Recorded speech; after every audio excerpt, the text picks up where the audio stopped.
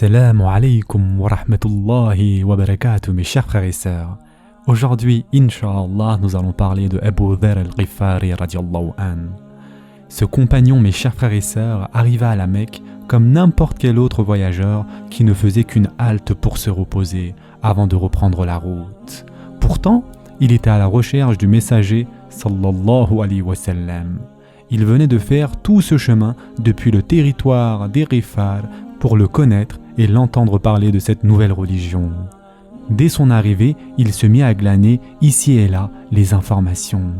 Chaque fois qu'il entendait des gens parler de Mohammed, sallallahu alayhi wa sallam, il tendait l'oreille prudemment, si bien qu'il avait recueilli l'information sur le lieu où il pouvait le trouver. Puis, au matin de ce jour-là, il s'en alla à cet endroit-là. Il trouva le messager, sallallahu alayhi wa sallam, assis seul. Il se rapprocha de lui et lui dit « Bonjour, ô frère arabe !»« Salut à toi, ô frère !» répondit le messager, sallallahu alayhi wa sallam. « Chante-moi de ce que tu dis, dit Abu Dharr. »« Ceci n'est pas de la poésie pour que je te chante, dit le messager, sallallahu alayhi wa sallam. Ceci est une noble lecture. » Fais-moi donc une récitation, dit alors Abu Dharr. Alors le prophète, sallallahu alayhi wa sallam, lui récita des versets qu'Abu Dharr écoutait attentivement. Puis Abu Dharr radiallahu an n'attendit pas beaucoup de temps pour proclamer « J'atteste qu'il n'y a de Dieu qu'Allah et j'atteste aussi que Mohammed est son serviteur, son envoyé. » « D'où es-tu, frère arabe ?» dit le messager, sallallahu alayhi wa sallam. « De Ghifar » répondit Abu Dharr radiallahu an. À cette réponse, le messager, sallallahu alayhi wa sallam, esquissa un large sourire significatif. Abu Dharr radiallahu an sourit aussi et sut au fond de lui le sens du sourire de son interlocuteur. Oui, mes chers frères et sœurs, la tribu des Ghifar était réputée pour le brigandage de ces hommes. Ces derniers étaient des pillards redoutés dans toute l'Arabie. Comment se fait-il, mes chers frères et sœurs, que l'un d'eux vint embrasser l'islam alors que l'islam est encore une religion méconnue? En racontant lui-même cette rencontre, Abu Dharr radiallahu an dira, entre autres, le prophète sallallahu alayhi wa sallam s'est mis alors à regarder de haut en bas, par étonnement de ce qui est arrivé des Ghifar. Puis il a dit, Allah guide qui il veut. C'est vrai, Abu Dharr radiallahu an est l'un de ces guidés, à qui Allah azza wa jal veut du bien. Déjà, avant d'embrasser l'islam, il était un révolté contre l'adoration des idoles qui tendait à croire en un créateur sublime. C'est pourquoi il se dirigea vers la Mecque dès qu'il entendit parler d'un prophète qui dénonçait l'adoration des idoles. Abu Dharr radiallahu an, de son vrai nom Jundub bin Jinada, se convertit donc à l'islam dès qu'il entendit les premiers versets de la bouche du messager sallallahu alayhi wa sallam. Dans le classement des musulmans, il est le 5e ou le 6e. Par ailleurs, il était d'une nature bouillante. Il était fait pour être toujours révolté contre le faux. Et maintenant, le voilà en train de voir des pierres taillées auxquelles on courbait la colonne vertébrale. Alors, il devait dire quelque chose, lancer un cri avant de partir. Il dit au messager d'Allah, sallallahu alayhi wa sallam, « Ô messager d'Allah, que me recommandes-tu » Le prophète, sallallahu alayhi wa sallam, lui répondit, « Tu reviens dans ton peuple jusqu'à ce que mon affaire te parvienne. » Abu Dharr radiallahu an ne se retint pas de dire sur le champ, « Par celui qui détient ma vie dans sa main, je n'y retournerai qu'après avoir crié l'islam dans la mosquée. » Ainsi était sa nature rebelle. Était-il possible qu'Abu Dharr radiallahu an retourne silencieux chez lui à l'instant où il découvrait un monde nouveau? Non, cela était insupportable pour lui. Après quoi, il entra à la mosquée sacrée et dit de sa plus haute voix « J'atteste qu'il n'y a de Dieu qu'Allah et j'atteste aussi que Mohammed est l'envoyé d'Allah. » À notre connaissance, c'était là le premier éclat de voix musulman qui défia l'orgueil des Quraysh, un éclat de voix lancé par un étranger qui n'avait ni lien de parenté ni protection à la Mecque. Ce cri ameuta les Qurayshites, qui se mirent aussitôt à maltraiter Abu Dharr radiallahu an, de telle sorte qu'il se retrouva à terre. Il ne fut sauvé in extremis que par l'intervention intelligente d'Al-Abbas radiallahu an, l'oncle du prophète sallallahu alayhi wa sallam. Ô Qurayshites, avait-il dit, vous êtes des commerçants et votre commerce passe par le pays des Ghifar, dont cet homme fait partie. S'il excite son peuple contre vous, ils couperont le chemin à vos caravanes. Le jour suivant, ou peut-être le même jour, le nouveau musulman récidiva son défi, sans avoir la moindre peur. En effet, dès qu'il vit 2 femmes en train de faire des tournées autour de 2 idoles, il se mit à jeter le discrédit sur ces 2 idoles, si bien que les femmes crièrent au secours. Les Qurayshites accoururent vite et se mirent à le frapper si violemment qu'il perdit connaissance. Et quand il reprit connaissance, il dit encore à haute voix « J'atteste qu'il n'y a de Dieu qu'Allah, et j'atteste aussi que Mohammed est l'envoyé d'Allah. » La nature de ce nouveau disciple n'étant plus un secret pour personne, le messager, sallallahu alayhi wa sallam, lui réitéra son ordre de retourner chez lui et d'attendre la suite des événements. Abu Dharr radiallahu anhu rentra donc chez lui et s'attela aussitôt à appeler les membres de sa tribu à l'islam. Il ne se limita pas dans cette noble mission à sa seule tribu, puisqu'il appela aussi les Aslam, qui étaient les voisins des Ghifar. Puis, après l'expatriation du messager, sallallahu alayhi wa sallam, à Médine, voilà Abu Dharr qui arrivait avec un grand convoi de musulmans venant du territoire des Ghifar et des Aslam. Le messager, sallallahu alayhi wa sallam, les accueillit avec joie, puis invoqua pour eux la miséricorde divine. Quant à Abu Dharr radiallahu anhu, il dit de lui « Les terres désertiques et les terres verdoyantes n'ont connu de langue plus véridique que celle d'Abu Dharr. » Le messager, sallallahu alayhi wa sallam, résuma en quelques mots la vie à venir de son compagnon. Et effectivement, la sincérité sera l'essentiel dans la vie d'Abu Dharr radiallahu anhu. Il mènera une vie sincère qui ne trompa ni lui-même ni autrui et qui ne permit pas qu'on le trompât. Sa sincérité ne fut à aucun moment une qualité sourde. Il disait la vérité, s'opposait au faux sans prendre de gants. Comme le messager sallallahu alayhi wa sallam voyait avec clairvoyance les difficultés qu'Abu Dharr radiallahu anhu allait rencontrer, il lui recommandait toujours la patience. Un jour, il lui posa cette question. « Ô Abu Dharr, comment agiras-tu quand tu seras rejoint par les émirs qui s'accaparent du butin ? Par celui qui t'a envoyé avec le vrai, je frapperai alors avec mon épée, dit Abu Dharr radiallahu anhu. Ne te montrerai-je pas ce qui est beaucoup mieux que cela ? Tu t'armes de patience jusqu'à ce que tu me rejoignes, dit le prophète sallallahu alayhi wa sallam. Et d'ailleurs, mes chers frères et sœurs, pourquoi le messager sallallahu alayhi wa sallam lui avait-il posé précisément cette question ? Les émirs et la fortune, voilà la question à laquelle Abu Dharr radiallahu anhu consacra toute sa vie, tout en ayant toujours à l'esprit le conseil du messager sallallahu alayhi wa sallam. L'époque du messager sallallahu alayhi wa sallam passa, puis celle d'Abu Bakr, puis celle de Omar, avec la domination de la sobriété. Durant cette période, il n'y eut pas de déviation pour qu'Abu Dharr radiallahu anhu éleva la voix et s'y opposa vigoureusement. Mais après la mort de Omar radiallahu anhu, les choses changèrent. Il constata alors les effets néfastes du pouvoir et de la fortune sur ses anciens compagnons qui avaient pourtant côtoyé le messager d'Allah sallallahu alayhi wa sallam. À chaque fois qu'il décida de prendre son sabre et sortir combattre le mal, il se rappelait le conseil du messager sallallahu alayhi wa sallam. Il laissa alors son arme dans son fourreau, sachant bien qu'il est interdit d'utiliser les armes contre le musulman. Et en effet, Allah Azza wa Jal dit dans le Coran, « Il n'appartient pas à un croyant de tuer un autre croyant si ce n'est par erreur. » Surat An-Nisa, verset 92.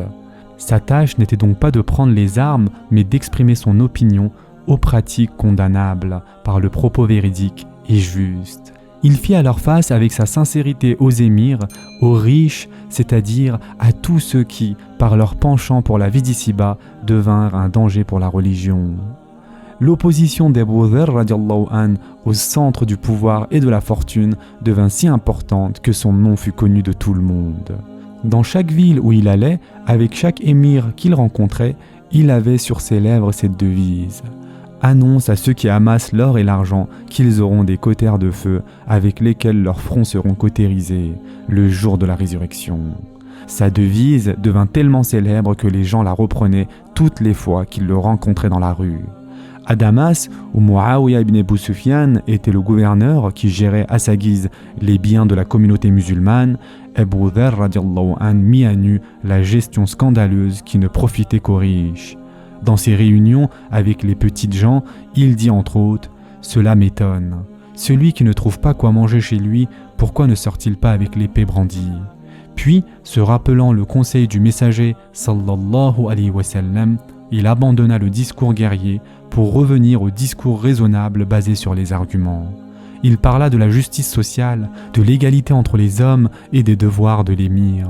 Son activité devint dangereuse pour les émirs lorsqu'il fit un débat public avec Muawiyah. Ce jour-là, Abu Dharr radiallahu anh dit à Muawiyah ses 4 vérités. Il lui rappela sans crainte sa fortune d'alors et celle qu'il avait avant de devenir gouverneur, sa maison qu'il avait à la Mecque et les palais qu'il possédait en Syrie. Ensuite, il s'adressa aux compagnons devenus riches qui étaient assis. « Êtes-vous ceux qui ont accompagné le messager pendant que le Coran descendait sur lui ?» « Oui, c'est vous qui étiez présents alors que le Coran descendait. » Puis il revint à la charge pour poser la question « Ne trouvez-vous pas dans le livre d'Allah, ô vous qui croyez, beaucoup de rabbins et de moines dévorent les biens des gens illégalement et leur obstruent le sentier d'Allah. À ceux qui thésaurisent l'or et l'argent et ne les dépensent pas dans le sentier d'Allah, annonce un châtiment douloureux. Le jour où ces trésors seront portés à l'incandescence dans le feu de l'enfer et qu'ils en seront cautérisés, front, flanc et dos, voici ce que vous avez thésaurisé pour vous-même. Goûtez de ce que vous thésaurisiez. Surat At-Tawbah, versets 34 et 35.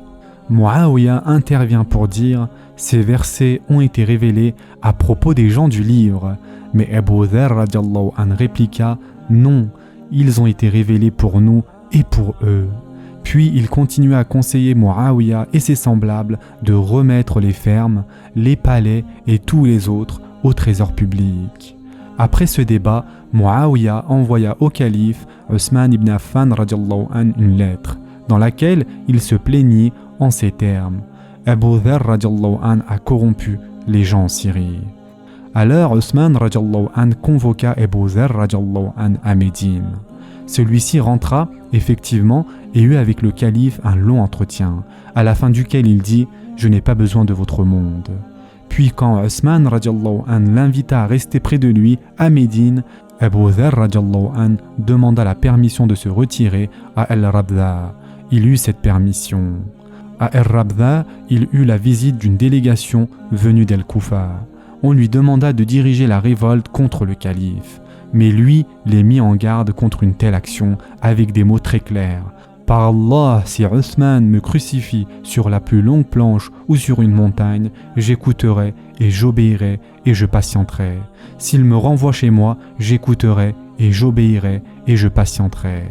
À méditer cette réplique, on comprend très bien qu'Abu Dharr radiallahu anh était resté respectueux du conseil du messager sallallahu alayhi wa sallam.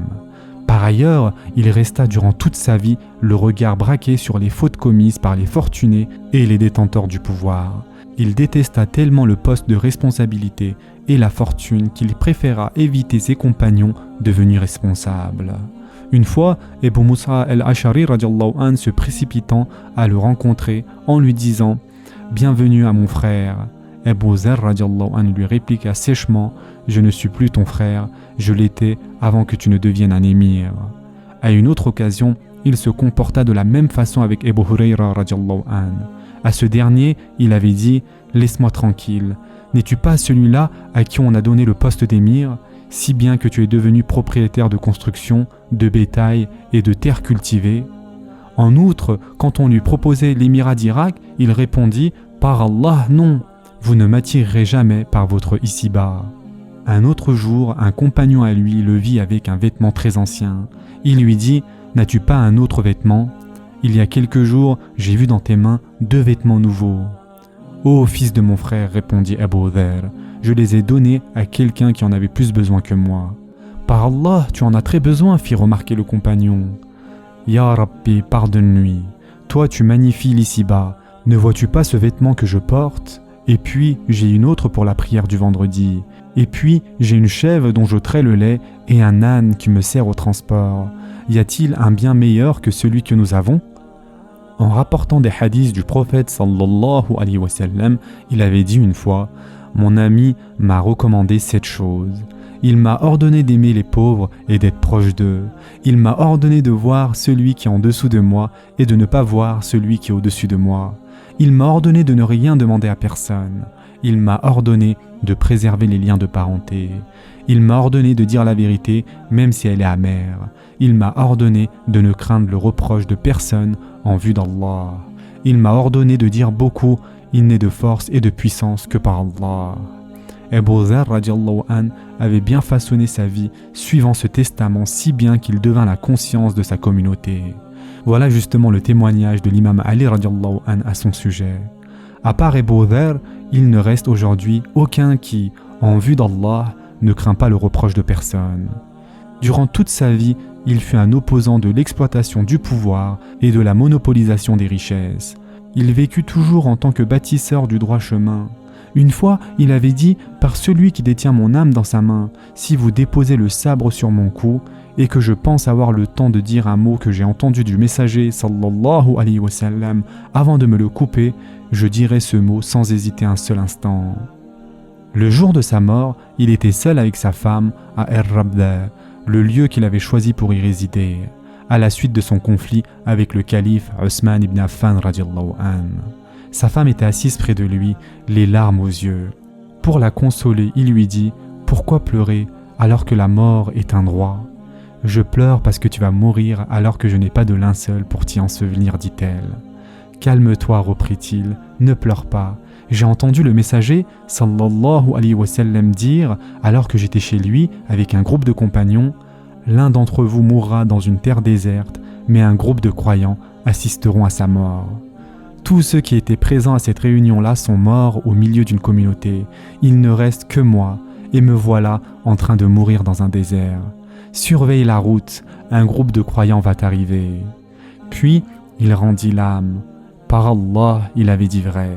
Voilà au loin une caravane qui se profilait. Abdullah ibn Mas'ud radiallahu an était parmi les caravaniers. À la vue là-bas d'une dame et d'un enfant près d'un corps étendu, il réorienta sa monture. Les autres firent comme lui. Dès qu'il arriva, il reconnut vite le corps inerte de son compagnon. Il fondit alors en larmes avant de se rapprocher du corps. Puis il dit « Le messager d'Allah a dit vrai. Tu marcheras seul, tu mourras seul et tu seras ressuscité seul. » Le messager, sallallahu alayhi wa sallam, avait dit cela lors de l'expédition de Tabouk en l'an 9 de l'Hégire, c'est-à-dire 20 ans avant ce jour-là. Lors de ce déplacement, Abu Dharr radiallahu an était resté loin derrière l'armée musulmane à cause de son faible chameau, si bien que son absence avait été remarquée. Puis, après s'être convaincu de l'incapacité de sa monture à continuer le voyage, il avait repris le chemin à pied. Il avait alors rattrapé ses compagnons le lendemain quand ces derniers s'étaient arrêtés pour une pause. Lorsque le messager sallallahu alayhi wa sallam l'avait vu s'avancer seul, il avait dit « Allah accorde sa miséricorde à Abu Dharr. Il marchera seul, il mourra seul et il sera ressuscité seul. » Ce sera tout pour aujourd'hui. En attendant, prenez soin de vous mes chers frères et sœurs et à très prochainement, Inch'Allah.